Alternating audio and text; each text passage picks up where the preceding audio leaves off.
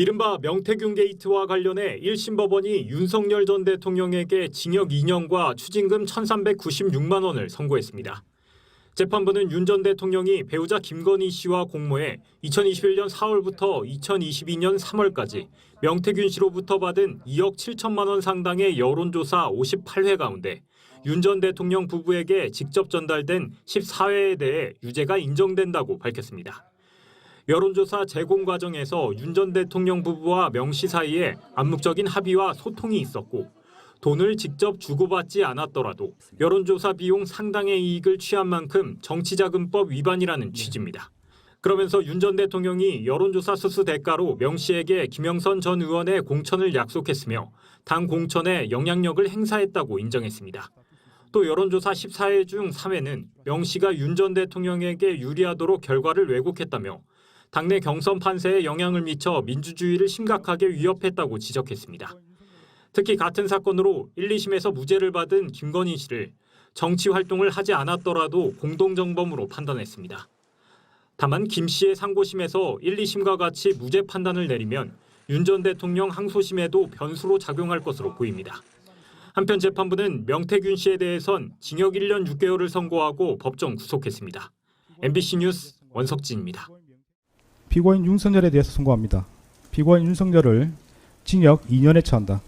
피고인 윤석열로부터 1,396만 3,600원을 추징한다. 위 추징금에 상당한 금액의 간합을 명한다. 피고인 명태균에 대해서 선고합니다. 피고인 명태균을 징역 1년 6개월에 처한다. 판결에 불만이 있으면 일주일 이내에 항소해서 다툴 수 있습니다. 항소장은 서울중앙지방법원에 제출하시면 되고 항소하는 경우에는 서울고등법원에서 재판이 진행됩니다. 네, 시간이 되었으므로 진행하겠습니다. 먼저 출석 여부부터 확인하겠습니다.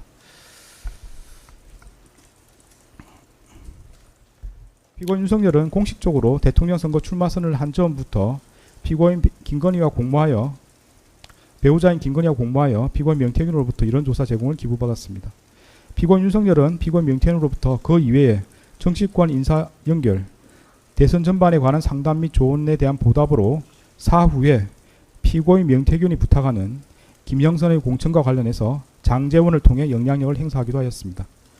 피고인 윤석열이 피고인 명태균으로부터 여론조사 비용 상당의 이익을 제공받게 된 경위나 그 기간, 그로 인한 발생한 효과, 이후 사정 등에 비추어 보면 피고인 윤석열의 행위는 정치에 대한 불신을 가중시켜 민주정치의 건전한 발전에 대한 국민의 기대를 제어하는 심각한 결과를 초래한 것으로 비난 가능성이 큽니다. 그럼에도 피고인 윤석열은 수사기관에서부터 이 법정 예리까지 텔레그램 메시지 또는 캐치콜 문자 메시지 내역 등 객관적인 증거에도 불구하고 명태균이 여론조사를 한 사람인지 몰랐다. 명태균과의 대화 내용을 기억나지 않으며 여론조사와 관련하여 논의하거나 이야기한 사실이 없다. 여론조사는 증시 시작할 때부터 안정적으로 당선권이기 때문에 크게 신경 쓰거나 걱정해 본 적이 없다고 주장하나 이는 여러 객관적인 증거와 배치된 내용이고 이 법원과 특별검사의 신문에 대해서 증거가 있나요? 증거가 있으면 그걸 증거로 내세요라고 대묻고 그에 따라 진술할 내용을 결정하는 등 납득하기 어려운 태도로 일관하고 있습니다. 이러한 사정을 고려하면 피고인 윤석열에게 이 사건 범행 이전에는 범죄 전력이 없고 피고인 윤석열이 피고인 명태균에게 처음부터 여론조사 제공을 적극적으로 요구하지는 않았던 것으로 보이는 점 등을 유리한 양형 요소를 고려하더라도 그 잘못에 상응하는 형의 선고가 불가피하다고 보입니다.